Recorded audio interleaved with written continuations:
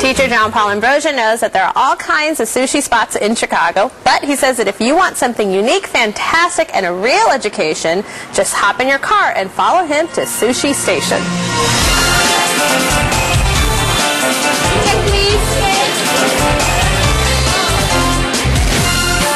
Sushi Station is very unique style restaurant. This is style actually very popular in Japan. And kaiten means rotating the conveyor belt and food going round and round.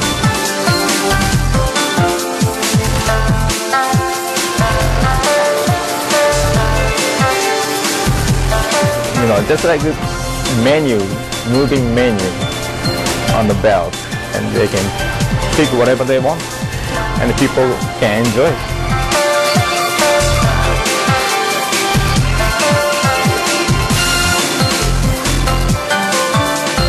We have a lot of business people in lunchtime, and a lot of family, small, young, old, everybody. I think people have a lot of fun here, our unique style.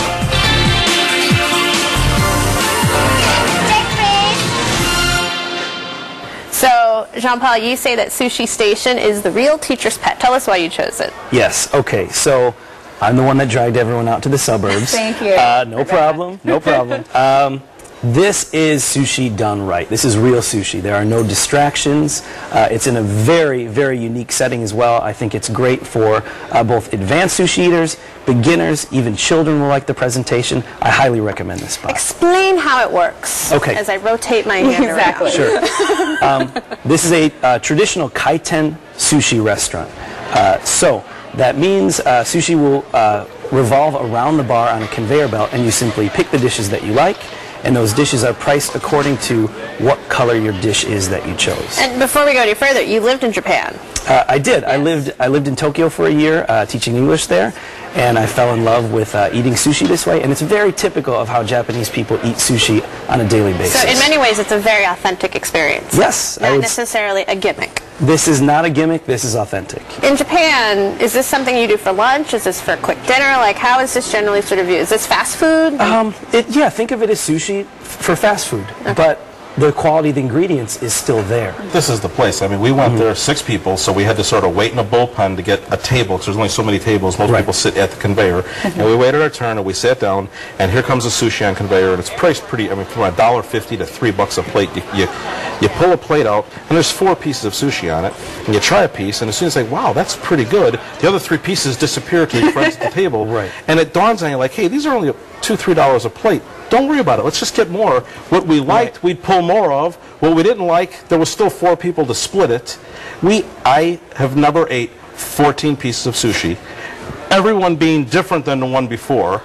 Every one of them was really good. And we walked out. We walked in thinking, what is this place? And we walked out like, this is a place to eat sushi. Thank you, John. I mean, this is a place to eat sushi. It's not date night. It's not fun night. It's not let's go impress the girl night. Yeah. Let's go eat sushi and then get on with our night. So, Meredith, John Paul brought up a good point that this is not exactly the place if you're looking for more of the lounge, the scenes, or the Sex and the City vibe. Did you miss that aspect? Yes, yes, I did, which unfortunately, when I walked in, it did seem like a gimmick, but since you cleared that up for me, I can see how it'd be more authentic. I did miss the chic, you know, sushi, nigiri, sashimi, and a cocktail. The sakatinis. Exactly. I just had to, you know, suck it up, drink my Sapporo, and... But you know what? There's a place for that, because that's a whole different experience too. So there's a place for that.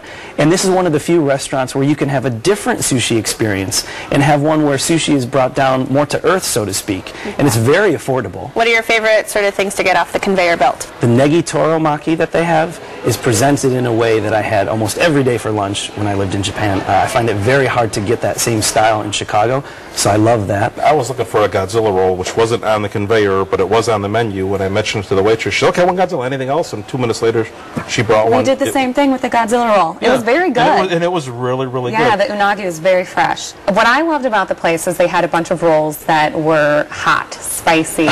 They're really good. So a lot of wasabi and a lot of jalapeno in the rolls, which is fantastic for me. However, one knock to it, I'm sorry, is the wasabi. Did you notice it was in packets? It's like, it's not ketchup. It should be fresh wasabi. That kind of broke my heart a little bit because we didn't have any, and I asked our server, and she pulled out these packets out of her pocket. I was like, oh, I don't know if I want it anymore.